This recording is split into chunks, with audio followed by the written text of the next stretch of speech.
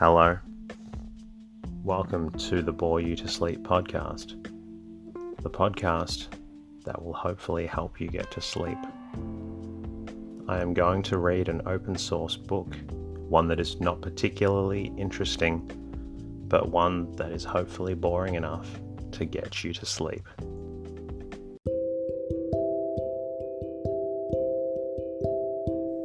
Is there something interfering with your happiness, or is preventing you from achieving your goals? I know there have been times in my life where I've struggled with sleeplessness, which is why I strive to help people everywhere with theirs. I'm proud to have partnered with a new sponsor, BetterHelp. BetterHelp will assess your needs and match you with your own licensed professional therapist, which doesn't take long at all. It's not a crisis line. It's not self-help. It is professional counseling done securely online. You can schedule weekly video or phone sessions in the comfort of your own home. You can also log in to your account anytime and send a message to your counselor when you need. You'll have access to a broad range of expertise in BetterHelp's counselor network, which may not be locally available in many areas.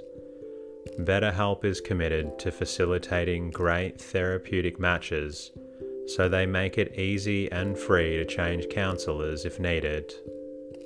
Visit trybetterhelp.com/bore you to sleep. That's trybetterhelp, and join over 500,000 people taking charge of their mental health. Special offer for Bore You to Sleep listeners with 10% off your first month at trybetterhelp.com/bore you to sleep. Tonight's reading comes from The Personal Relation in Industry by D Rockefeller Jr. Originally published in 1917, John D. Rockefeller Jr. discusses the importance of personal relation and cooperation in industry during and around the turn of the 20th century. My name is Teddy, and I aim to help people everywhere get a good night's rest. Sleep is so important, and my mission is to help you get the rest that you need. The podcast is designed to play in the background while you slowly fall asleep. Thanks to everyone who continues to listen to and support the show. Special shout out to Nancy 1970 for your lovely message through the website.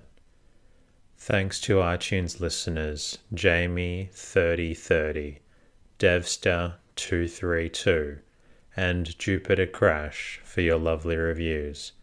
It's really appreciated. I'm extremely grateful for all of your reviews and comments, and glad that I have been able to help you get a good night's rest. If you would like, you can also say hello at boreyoutosleep.com, where you can support the podcast. I'm also on Twitter and Instagram at boreyoutosleep. In the meantime, lie back, relax, and enjoy the readings. The Personal Relation in Industry by John D. Rockefeller Jr. Today the world is passing through a period of reconstruction as we address ourselves to the grave problems which confront us, problems both national and international. We may look for success in their solution, just insofar as we continue to be animated by the spirit of cooperation and brotherhood. The hope in the future lies in the perpetuation of this spirit, and unless increasingly it is made the foundation of the political, social, and industrial life of the world, there will not be permanent peace and good will among men, either nationally or internationally. In no one of these spheres of human relations is the spirit of cooperation more essential than in industry, since industry touches almost every department of life. Moreover, there is no problem pressing more urgently upon the attention of the world today than the industrial problem, none more important, none more difficult of solution. There are pessimists who say that there is no solution short of revolution and the overturn of the existing social order. Surely the nations which have shown themselves capable of such lofty sacrifice, which have given themselves so freely, gladly, unreservedly, during these past years of struggle, will bring to bear in the solution of this great problem powers of head and heart, not less wise and unselfish than those exhibited in dealing with the problems of the war. Surely a way out of the impenetrable maze will be found. Almost countless are the suggested solutions of the industrial problem which have been brought forth since industry first began to be a problem. Most of these are impracticable. Some are unjust. Some are selfish and therefore unworthy. Some have merit and should carefully be studied. None can be looked to as a panacea. There are those who believe that legislation is the cure-all for every political, social, and industrial ill. Much can be done by legislation to prevent injustice and encourage right tendencies, but legislation of itself will never solve the industrial problem. Its solution can be brought only about by the introduction of a new spirit into the relationship between the parties to industry, the spirit of cooperation and brotherhood. It is this theme, cooperation in industry, that I desire to develop.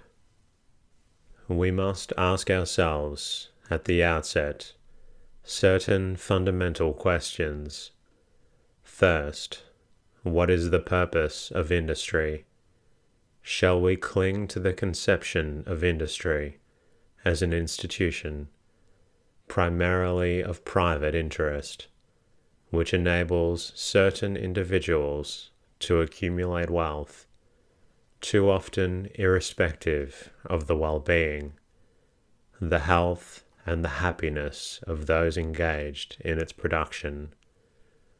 Or shall we adopt the modern viewpoint and regard industry as being a form of social service, quite as much as revenue-producing process?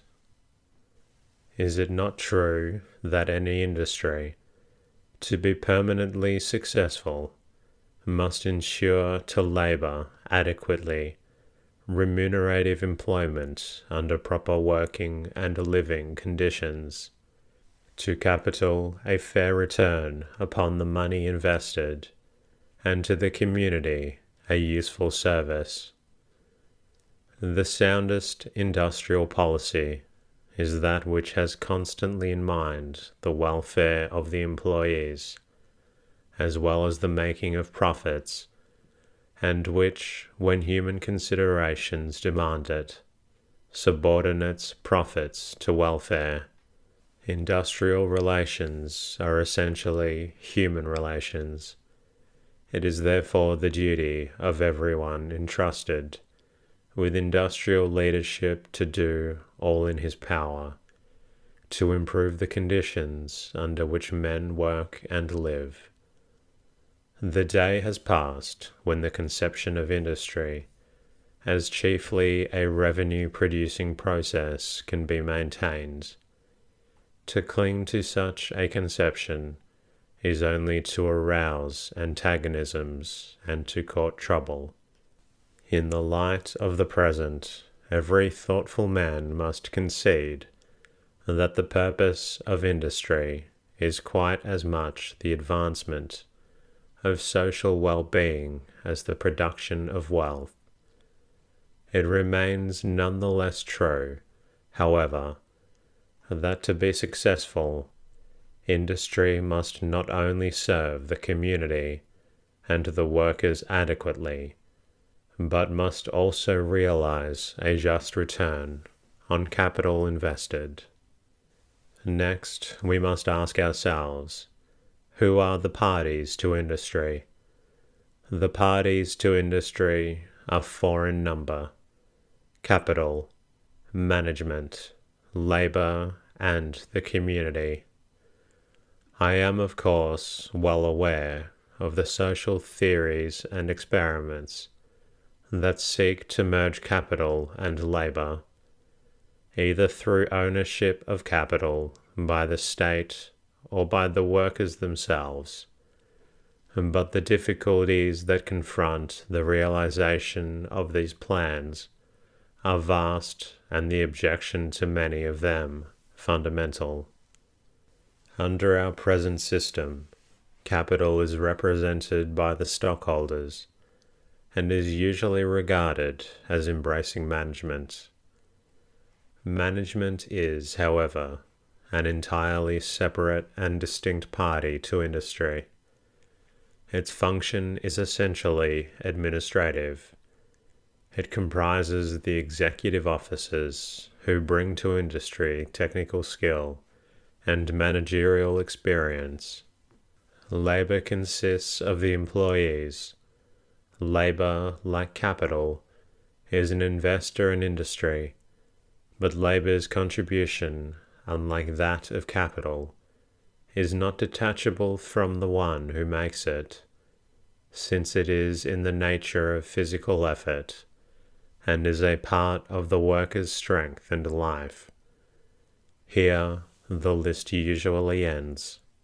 The fourth party, namely, the community, whose interest is vital and in the last analysis controlling, is too often ignored. The community's right to representation in the control of industry and in the shaping of industrial policies is similar to that of the other parties. Were it not for the community's contribution in maintaining law and order, in providing agencies of transportation and communication, in furnishing systems of money and credit, and in rendering other services, all involving continuous outlays, the operation of capital, management, and labor would enormously be hampered, if not rendered well nigh impossible.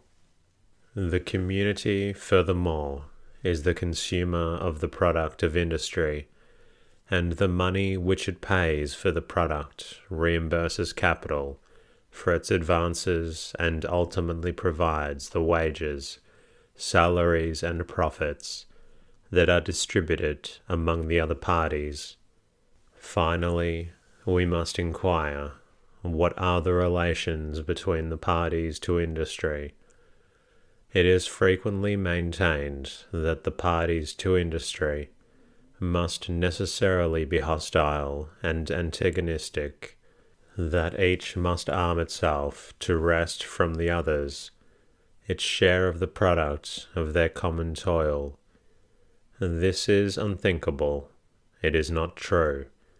The parties to industry are in reality not enemies, but partners. They have a common interest. No one can get on without the others. Labor must look to capital to supply the tools, machinery, and working capital. without which it cannot make its vital contribution to the industry, and capital is equally powerless to turn a wheel in industry without labor. Management is essential to supply the directing force, while without the community as the consumer, the services of the other three parties would have no outlet. Just what the relative importance of the contribution made to the success of industry by the several factors is, and what their relative reward should be, are debatable questions. But, however views may differ on these questions, it is clear that the common interest cannot be advanced by the effort of any one party to dominate the others, arbitrarily to dictate the terms on which alone it will cooperate, or to threaten to withdraw if any attempt is made to thwart the enforcement of its will. Success is dependent upon the cooperation of all four. Partnership, not enmity, is the watchword. If cooperation between the parties to industry is sound business and good social economics, why then is antagonism so often found in its stead? The answer is revealed in a survey of the development of industry. In the early days of industry, as we know, the functions of capital and management were not infrequently combined in the one individual, who was the employer. He in turn was in constant touch with his employees. Together they formed a vital part of the community.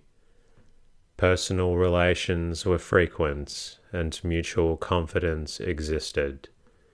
When differences arose, they were quickly adjusted. As industry developed, aggregations of capital larger than a single individual could provide were required. In answer to this demand, the cooperation with its many stockholders was evolved. Countless workers took the place of the handful of employees of earlier days. Plants under a single management, scattered all over the country, superseded the single plant in a given community. Obviously, this development rendered impossible the personal relations which had existed in industry, and lessened the spirit of common interest and understanding. Thus the door was opened to suspicion and distrust. Enmity crept in, antagonisms developed. Capital not infrequently used its power to enforce long hours and low wages. Labor likewise retaliated with such strength as it had, and gradually the parties to industry came to view each other as enemies instead of friends, and to think of their interests as antagonistic rather than common. Where men are strangers and have no contact, misunderstanding is apt to arise.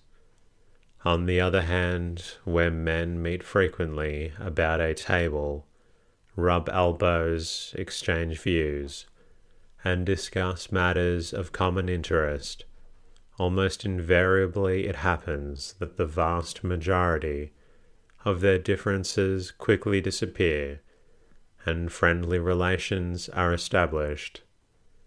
Several years ago, I was one of a number of men who were asked 2 questions by a commission appointed by the President of the United States to deal with certain labor difficulties. The first was, what do you regard as the underlying cause of industrial unrest? The second, what remedy do you suggest? I stated that in my judgment, the chief cause of industrial unrest is that the capital does not strive to look at questions at issue from labour's point of view, and labour does not seek to get capital's angle of vision. My answer to the second question was that when employers put themselves in the employee's place, and the employees put themselves in the employer's place, the remedy for industrial unrest will have been found. In other words, when the principle adopted by both parties in interest is, do as you would be done by, there will be no industrial unrest, no industrial problem. It is to be regretted that there are capitalists who regard labour as their legitimate prey, from whom they are justified in getting all they can for as little as may be. It is equally to be deplored that on the part of labour there is often a feeling that it is justified in wresting everything possible from capital. Where such attitudes have been assumed, a gulf has been opened between capital and labour, which has continually widened. Thus the two forces have come to work against each other, each seeking solely to promote its own selfish ends.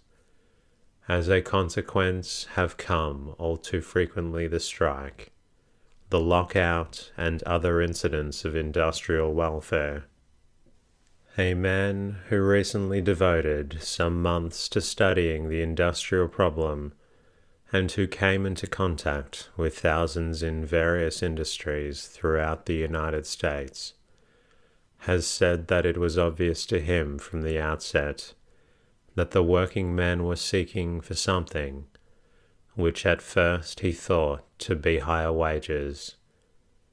As his touch with them extended, he came to the conclusion, however, that not higher wages, but recognition as men, was what they really sought. What joy can there be in life?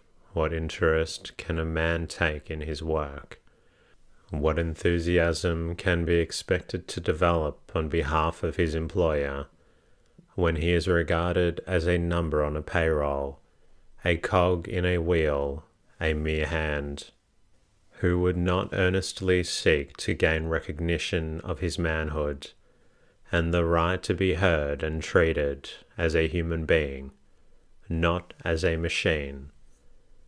Then, too, as industry has become increasingly specialized, the workman of today, instead of following the product through from start to finish, and being stimulated by the feeling that he is the sole creator of a useful article, as was more or less the case in early days, now devotes his energies for the most part to countless repetitions of a single act or process, which is but one of perhaps 100 operations necessary to transform the raw material into the finished product. Thus the worker loses sight of the significance of the part he plays in industry, and feels himself to be merely one of many cogs in a wheel.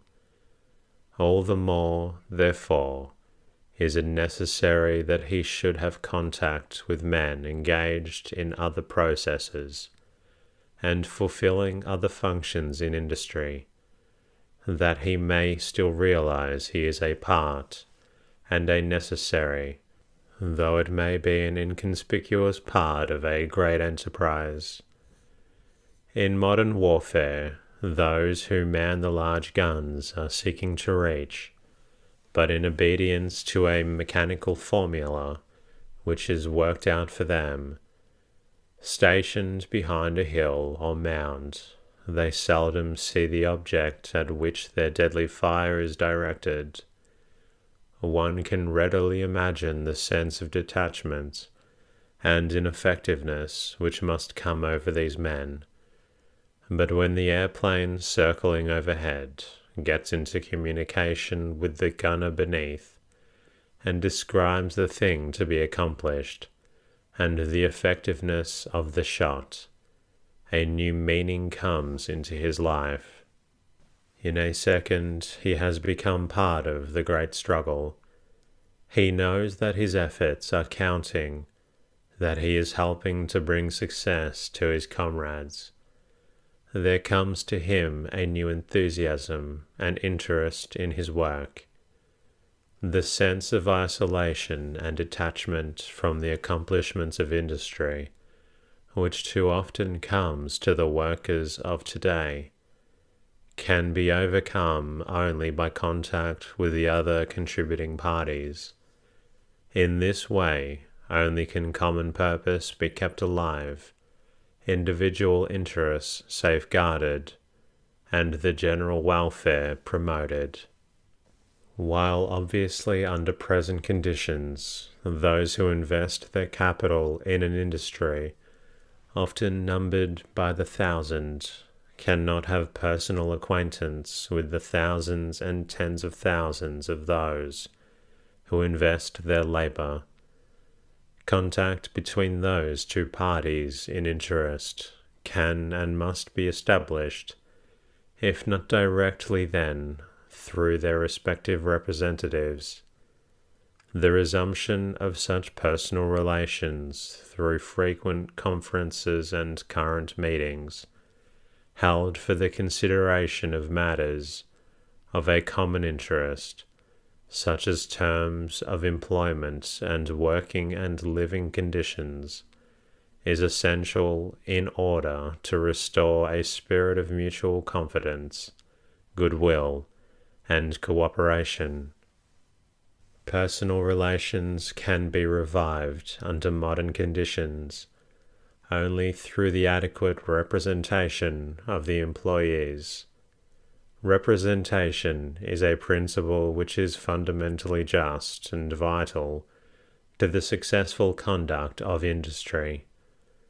It means, broadly speaking, democracy through cooperation as contrasted with autocracy. It is not for me or anyone else to undertake to determine for industry at large what specific form representation shall take. Once having adopted the principle, it is obviously wise that the method to be employed should be left, in each specific instance, to be determined by the parties interested. If there is to be peace and goodwill between the several parties in industry, it will surely not be brought about by the enforcement upon unwilling groups of a method which in their judgment is not adapted to their peculiar needs. In this, as in all else, persuasion is an essential element in bringing about conviction.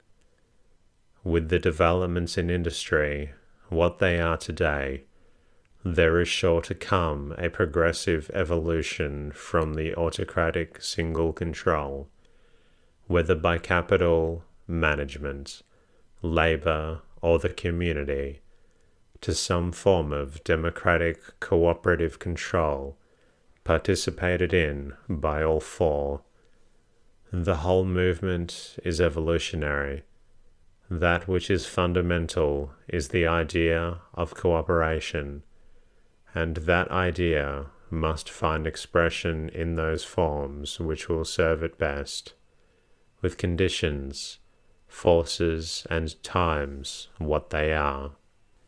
In the United States, the cooperation in war, service of labor, capital, management, and government afforded a striking and most gratifying illustration of this tendency.